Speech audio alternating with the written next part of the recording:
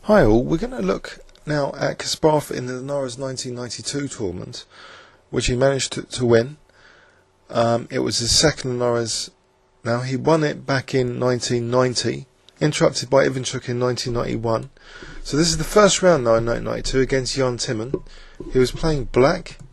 He played his favourite King's Indian defence, and Timman played the Samisch variation against Kasparov King's Indian. So this variation seems quite a logical and easy to play system. White playing bishop e3, preparing now queen d2 and usually castling queenside. Kasparov reacted with e5, so he prompted d5 from white, which slightly weakens the dark squares. Kasparov now played knight h5, liberating the f-pawn to come to f5 to put a bit of pressure on white's centre. After castles queenside, now knight d7. So eyeing this c5 square, bishop d3, and now knight c5. Now bishop c2. So it seems white's bishop manoeuvre is reinforcing the e4 square. So maybe it's better on c2 than f1. Now a6. So Kasparov's playing for a kind of Benko gambit, but he's keeping the tension in the centre. He hasn't played f4. And this way seems a little bit more effective than the game of Ivanchuk from the previous year against Gurevich, where Gurevich locked up at the kingside with f4. Here Kasparov is still playing the Gurevich plan, the b5 plan, to gain counterplay, but it seems a lot more dangerous, this way of playing it. So b4 slightly weakens this diagonal, and as we'll see, this becomes critical later on. In particular, the c3 square is weakened. So knight d7, and the knight has kind of done its job in creating this weakening of white's kingside. So white temporarily wins a pawn, or trades it for this a2 pawn. Now knight c3, and now king b2. So maybe Timman's plan was to share the a file and perhaps get this manoeuvre in knight a7 to c6. So he'd be looking good. Kasparov played knight df6, and now knight a7, so the positional idea. So white's just trying to play positioning on the queen side, where his king is.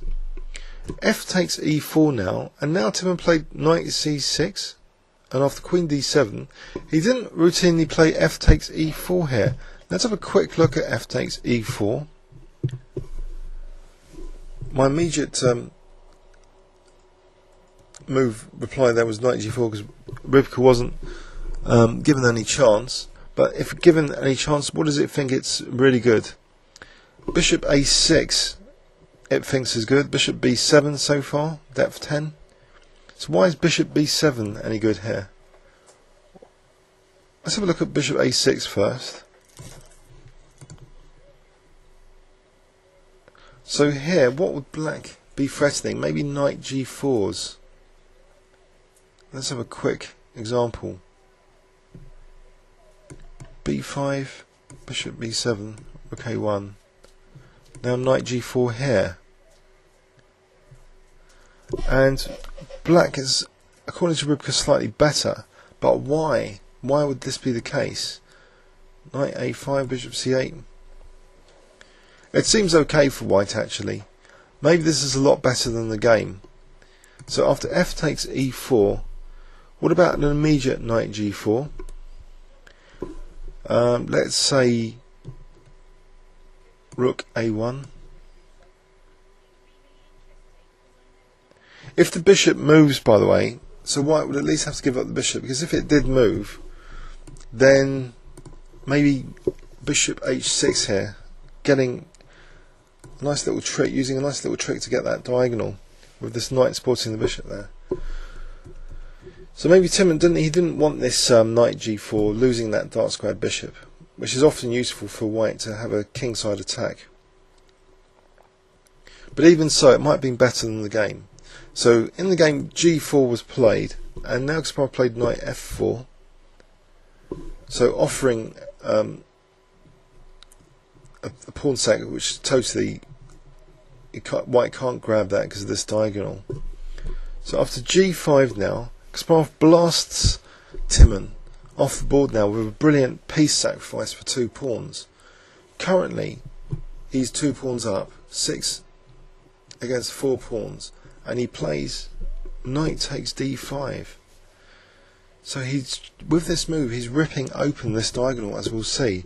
Knight takes d5, and he doesn't play e takes f, which might allow bishop e4, blockading his e pawn. No, he makes sure his e pawn can be liberated forward to extend this bishop. He plays knight d3 check, and after bishop takes d3, e takes d3. He's temporarily a piece down for 2 pawns here, but white can't take on d3 because of e4 check. And there's a big threat now of e4 check, and this knight's in pre. So it looks as though white's in trouble here. Although a piece up, it's very, very difficult to play now. Timman played knight ce7 check, and after king h8, this check was a little bit academic. What can white play here? It's all very dangerous. He played knight takes c8, and after e4 check, liberating the bishop, Timman actually resigned. So why did he resign here? Is it all over? Let's have a look. Knight c3, black would have queen a4, crushing move. It's threatening queen takes b4 check. Also queen a2, queen a3. There's no defense here. Let's give us an example. But it's just mating in all variations, actually. Was there anything else? King b3, queen a4 check, king b1. It's all mating because of this huge bishop. In fact, that's a mate in one there. So that's pretty incredible that the liberation of this bishop is spelled the end of the game, and Timman had resigned here. So it's quite a disaster. 25 moves. Let's have a look in overview and summary at this game. So it was a King's Indian defence, Samisch variation. So white bravely castling queenside. Now black played this Benko gambit like plan for b5, but he kept the tension in the centre. He didn't play f4, which didn't work for Gurevich the year before against Ivanchuk. Instead, this Benko gambit idea had the full force of it, with Kasparov having a keen eye to extend his bishop on this diagonal. So he played knight f6, and after knight a7 he took on e4. So here maybe, you know, the critical improvement for white perhaps is just f takes e4, because the way the game was played turned into a disaster with this g4 and g5. Maybe Timman had completely overlooked this knight takes d5. Any other move, knight takes e4, black would be firmly under control. For example, knight h5, bishop takes e4, white's got a fine position. This bishop is not lethal on the diagonal. So the way Kasparov played it, simply unleashing the bishop at the cost of a piece for 2 pawns, and then this lovely knight d3 check, forcibly opening the bishop on the diagonal. So it's quite a dramatic example of line opening against the opponent's king. Did Timman have any better here instead of knight takes c8?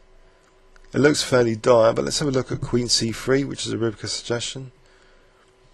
Now not e4 apparently, but bishop b7 would be good for black. Bishop b7. So for example, rook takes d3, c6, and now white's pieces are stumbling. If the knight, well, the knight's trapped on d5, black would be apparently a lot better. Well, a little bit better, according to Rybka. So, so in the game, Timman had just played knight takes c8, and after e4 check, it was curtains. So that was Kasparov's first round victory in the Linares 1992, showing again how dangerous the King's Indian defence is, and how you can open line, an important key line with this King's Indian bishop against the white king, and that can be completely decisive. Please leave any comments on YouTube. Thanks very much.